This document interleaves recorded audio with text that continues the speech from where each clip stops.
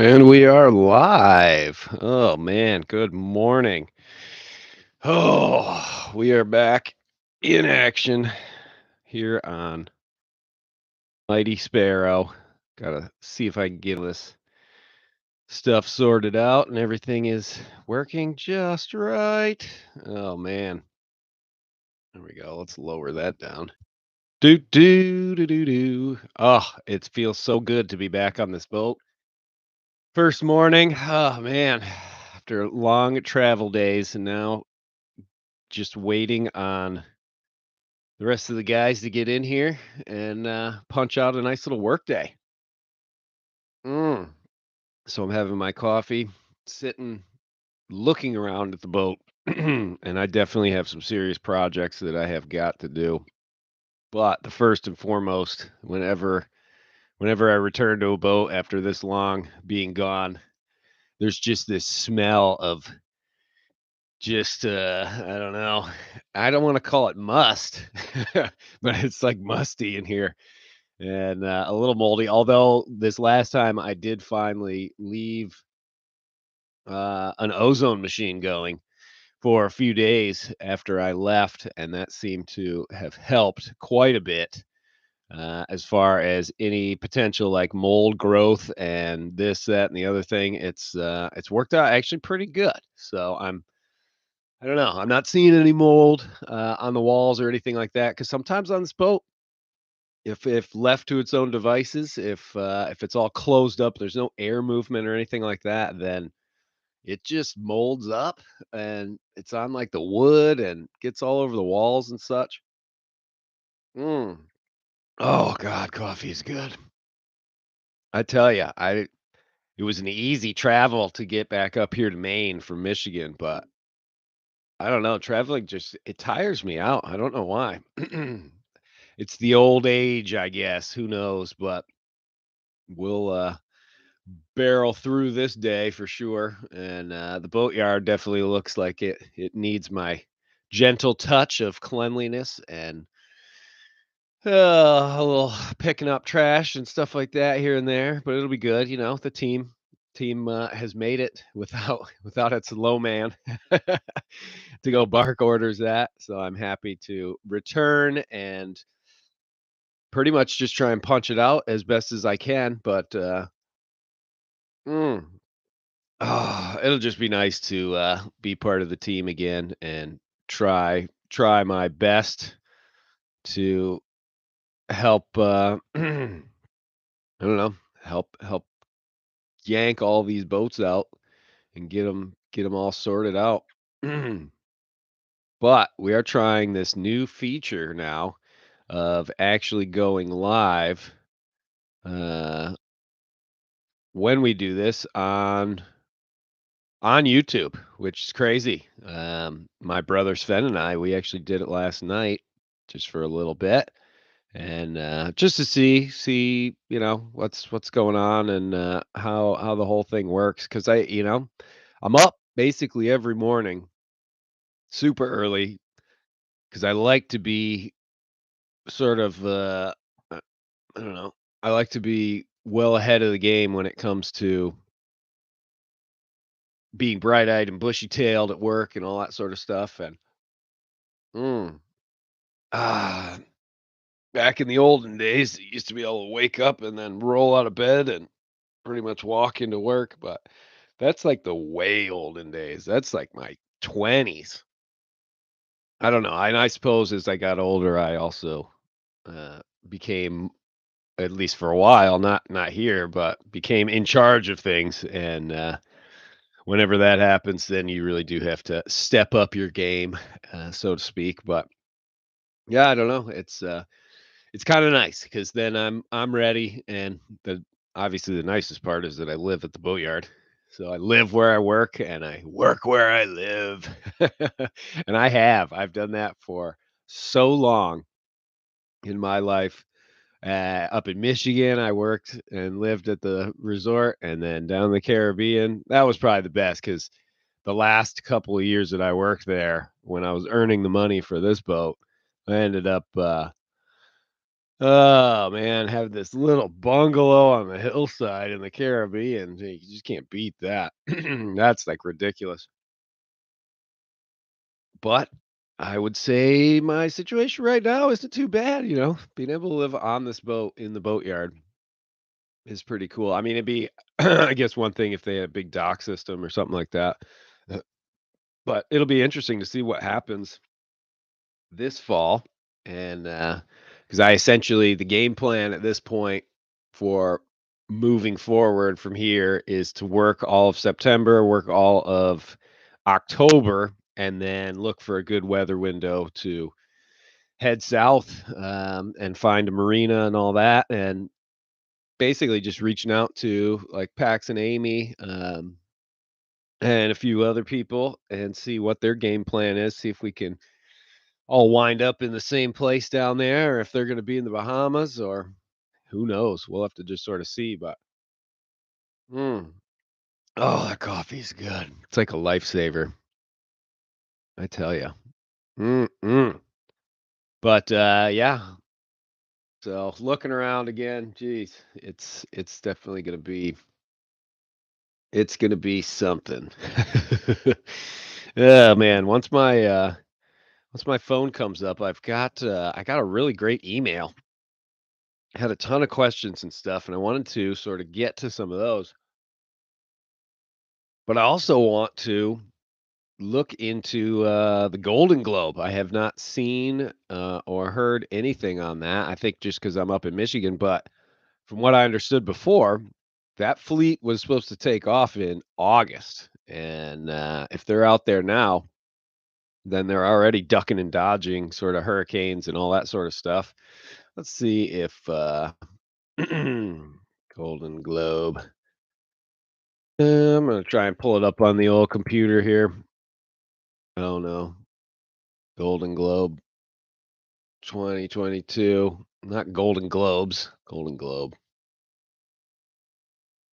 Do do do do do. Golden Globe race 2022, one day ago. So they have begun. Crazy. Golden Globe, the race. Here we go. Da-da-da-da-da-da-da. Where are they? Did they take off? It's always kind of hard when okay, so they got 16 entrants. It's been 2 days since they started. Let's see. Youngest skipper is 27, oldest skipper is 80. Holy smokes. Average skipper age 55. I guess that makes sense. Let's see. News. The race. Do. Skippers. Do we have any oh, okay, Pat's in there. I've chatted with him, Pat Lawless. He's a Irishman in it to win it, and his brother actually was out for a while, trying to be the first Irishman to go around the world solo nonstop, and he had a little trouble last year. Elliott Smith, who is this guy? He looks like he could be American, maybe. I don't know. Yeah. Oh, Jacksonville Beach, Florida. There we go.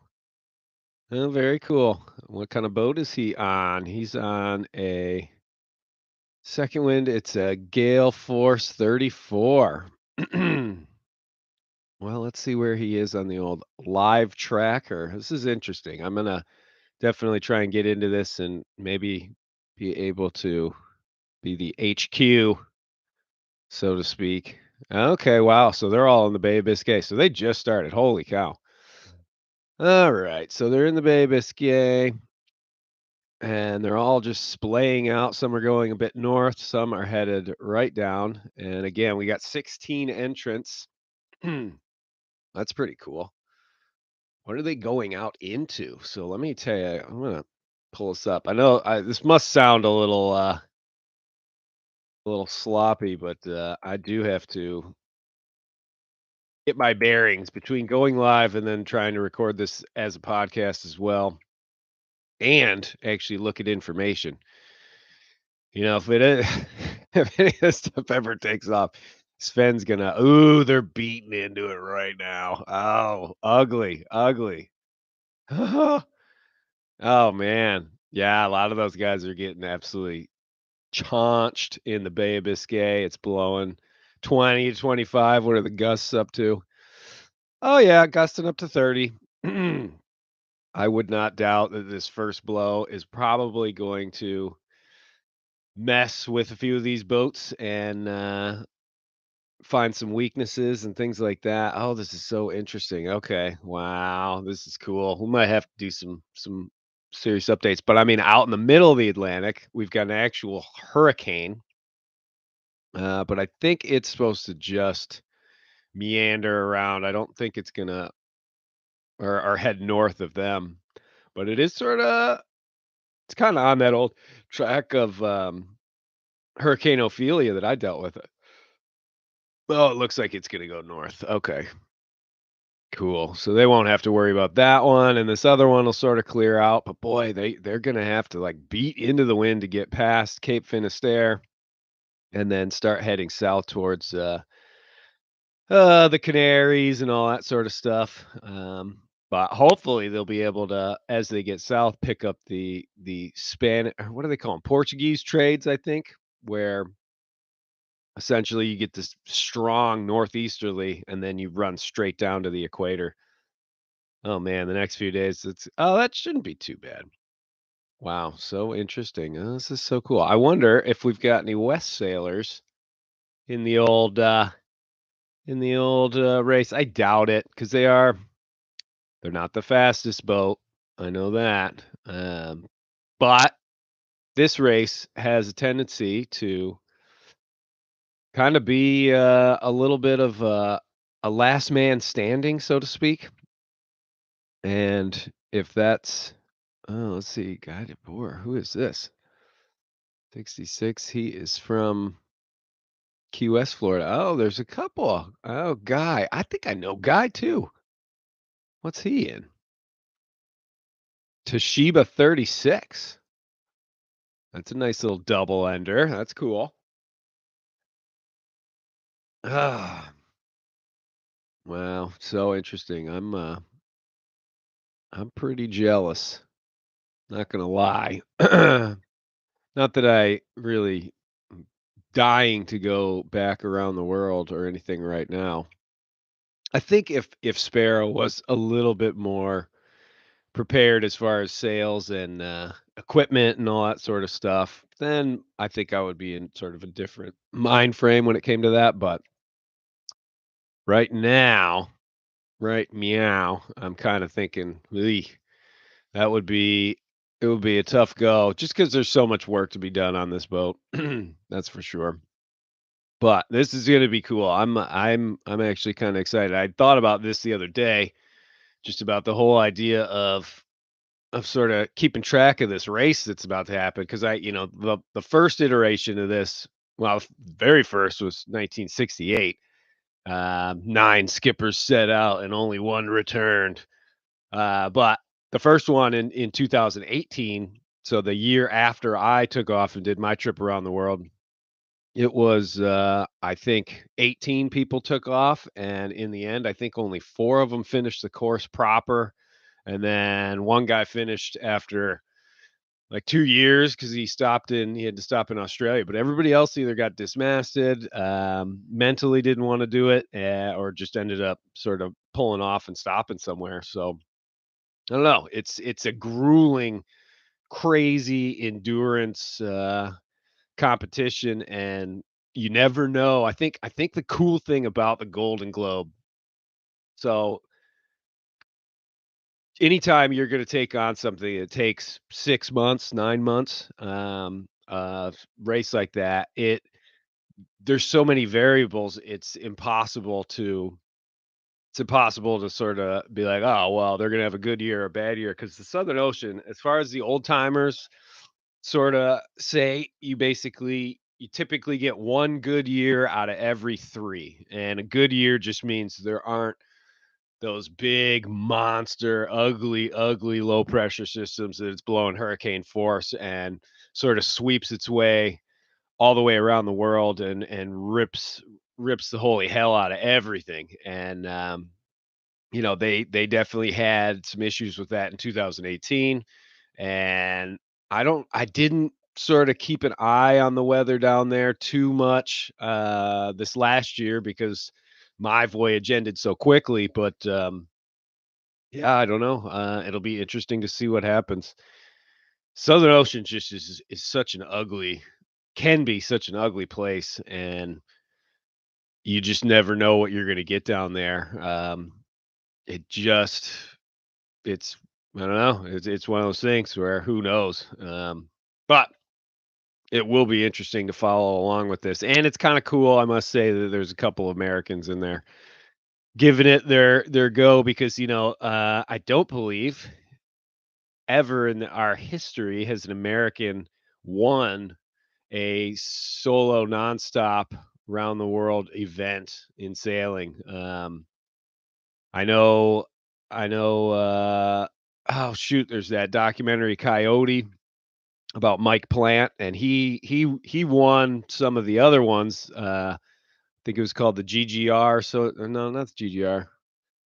I can't remember what it was, but basically they had like 3 or 4 stops around the world, and he won that once or twice, but nobody's ever won the Vendée Globe. Nobody's ever won the Golden Globe.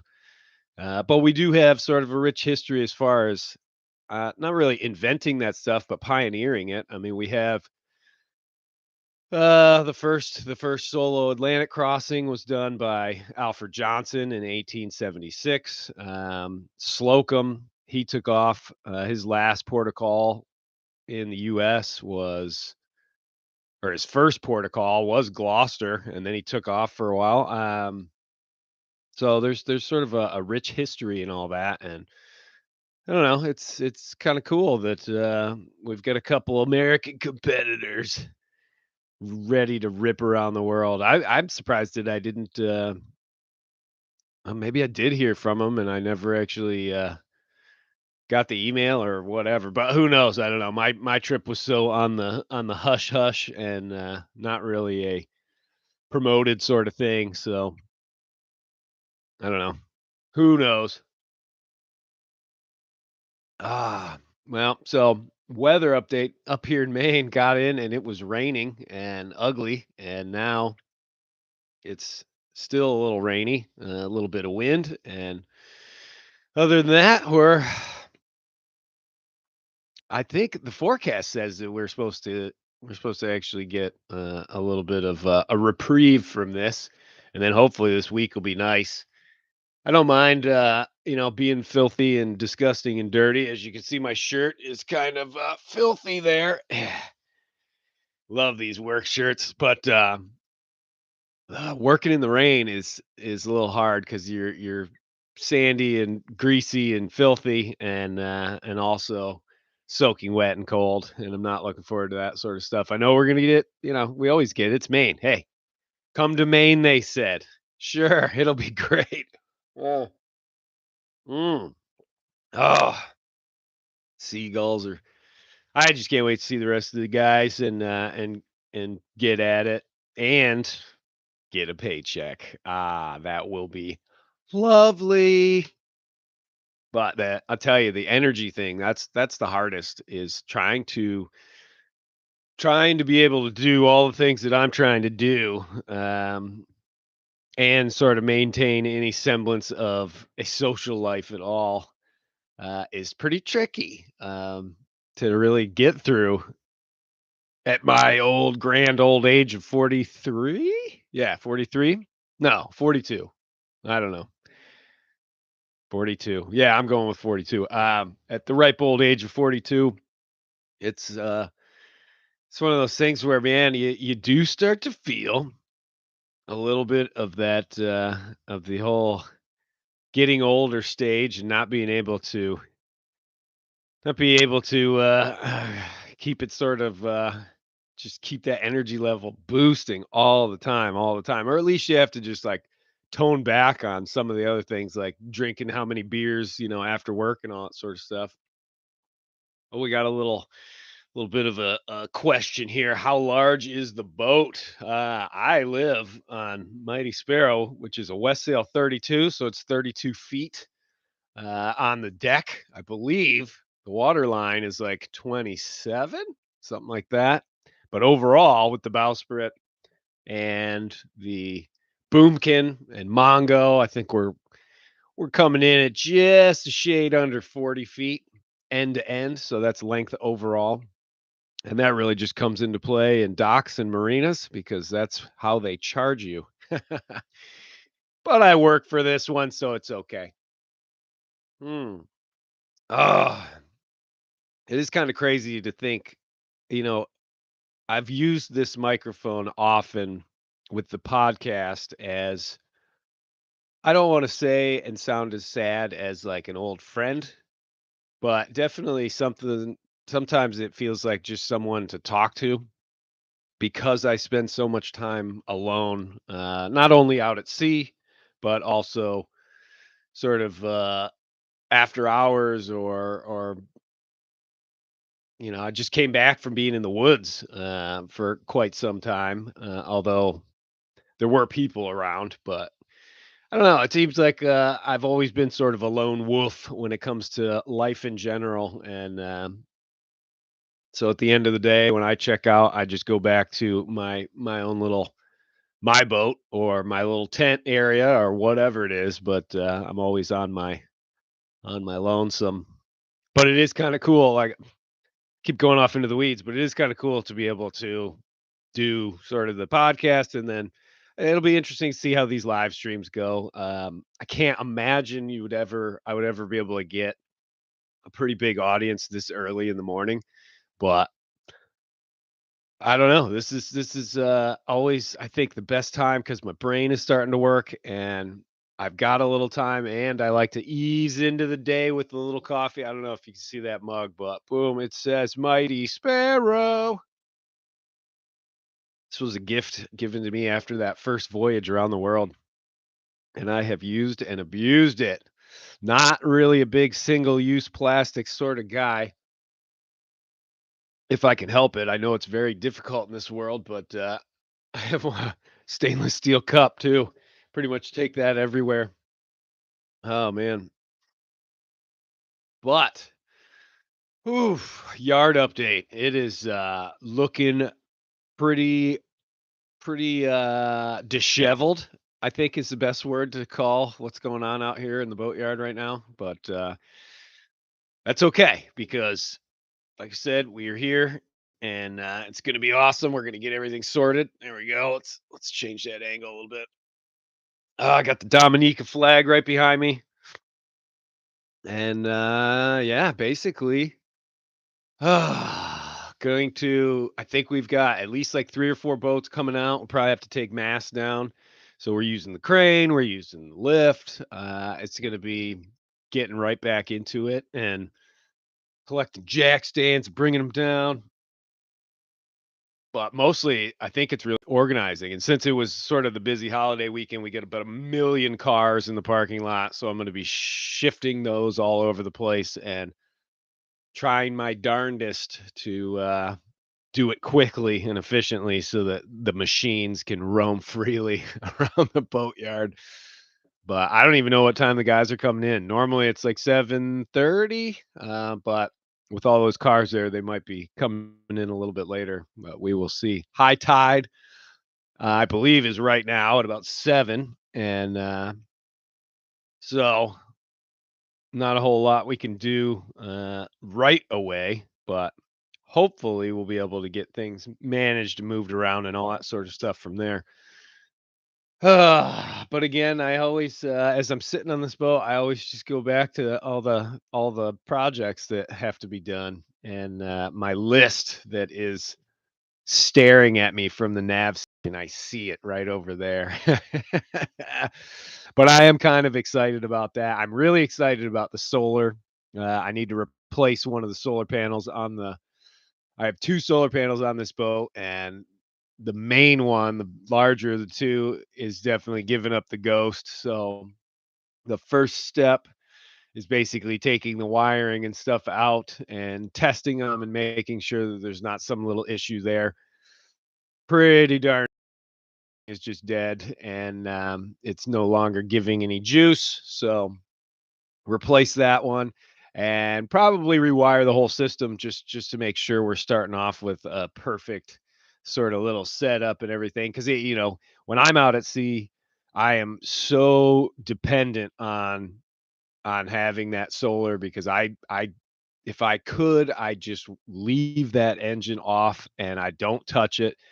But if you don't want to destroy the batteries, that solar has got to be topping them up and getting to the float charge stage for at least once every week, if not every single day. Just because if you undercharge them too much, they just start to die. And I've killed off two sets of batteries in my lifetime on this boat, which I've only owned for 6 years, which is not a great. It's not a great record. Oh man, but who knows? Who knows? Thanks for sharing all your videos. Yeah, no worries, man. When I first started doing sort of the YouTube stuff, it really was. I just was throwing clips up there because I was new to YouTube and I didn't know this was back years ago and I don't know whole production value thing and all that. Unfortunately, when you're taking videos out at sea, that you're getting what you get and I did finally get a better camera and all that sort of stuff and trying to I don't know. It's like I would much rather have a video that tells 100% the truth about what it's like. But and unfortunately, with sailing out at sea for months at a time, it's a lot of it's actually kind of boring.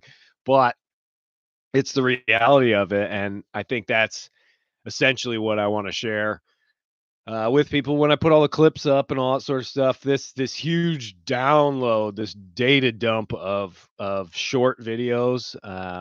That a lot of that's just because I have so much footage that I took vertically with my iPhone, not knowing that horizontal is better than vertical when it comes to the viewer's experience. But luckily, I had the GoPro stuff as well, but trying to work with a video editor on the computer and put together some more long form stuff. And I do wish it was easier, but if it was easier, everybody would do it. So it just takes me a little bit of time. I've been working on part 5 of the Sailing into Oblivion story, but I cannot get the voice to line up because I use the microphone, voice over the GoPro footage, and then I try and clip in all the video clips that I'm talking about, and you go back and forth in between, and it's very hard to line up my voice with my mouth when I'm using two different inputs. But it is one of those things where I seem to have got pretty good for the first 4, but the rounding Cape Horn, I've got it all recorded. I just can't get it to stick with the videos in it, and that's the delay on that one. But I don't know. I Nice part is I've got 2 or 3 more parts on that. Then also a few other sailing stories that I definitely want to be telling in the future of other people's voyages and such. And then we go from there into, I don't know, a couple of the other trips that I've done because it can be pretty interesting to do as opposed to like a 9 month crazy long trip. Just buckle down and talk about one of the trips, from Maine down south or from the Caribbean up to the East Coast because sometimes those are pretty cool. They can be pretty exciting because that little jaunt is and can be exceptionally scary when you're dealing with the Gulf Stream. It really is one of those things where it's like a roll of the dice as far as your timing to get to the stream and then what yeah, I never know. I never know at all what's going to happen and it's I don't know. It's always a little unnerving, but usually you get out there and you cross it or you ride it, and although I'm that last trip around the Atlantic and stuff, I've never seen the Gulf Stream squall systems so angry and just pelting with rain, just absolutely driving so loud. That was one of the craziest things. It was just so loud. And it just went on for day after day after day after day. It was an angry Atlantic last fall. I don't know what the deal was, but, I got the brunt of it, so it was it was interesting. So, hopefully, those brave sailors in the Golden Globe, they're going to, encounter I mean, they're gonna people would ask me sometimes, like, "Did you see any bad weather when you ran around the world?" And it's like, you can't escape it. So they are all going to be tested very heartily, and a lot of them are getting tested right now. I mean, they've got southwesterly winds in the Bay of Biscay, and 20 gusting up to 30, and that's ugly. That's definitely ugly, and they have to beat into it to get around Cape Finisterre.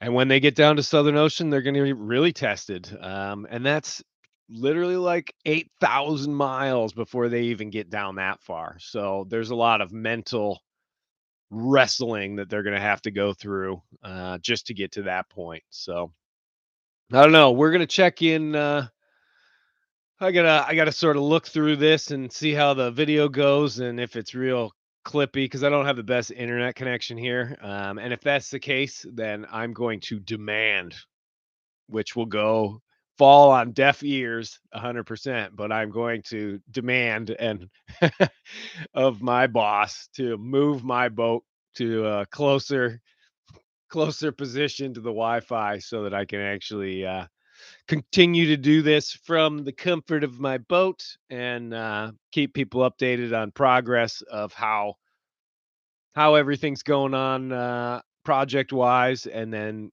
hopefully with the Golden Globe and all that sort of stuff, and then my plans going forward. So we'll see if I end up doing this in the mornings or what, and we'll just sort of see what sort of feedback we go. But I'll see if the audio's good and all that sort of stuff, then we'll keep on it. But we'll just go from there. So for everybody watching on YouTube, I appreciate it, and we'll just keep on plugging away. And if you ever have questions, comments, just I guess comment on the video because I'll try and save this one and have it in the list. But for everybody out there, hopefully you have a awesome day. Give it every little bit that you can because we never get this day back. It's a sad truth. For those that watched for the last 30 minutes, you're never getting that back. I have stolen it from you. But yeah, so we'll sort of see, but seize the day because we're never getting it again. And yeah, always try and keep that in mind. So thanks for listening. Thanks for watching. And hopefully we'll do this again tomorrow. Later. Ending stream. There we go.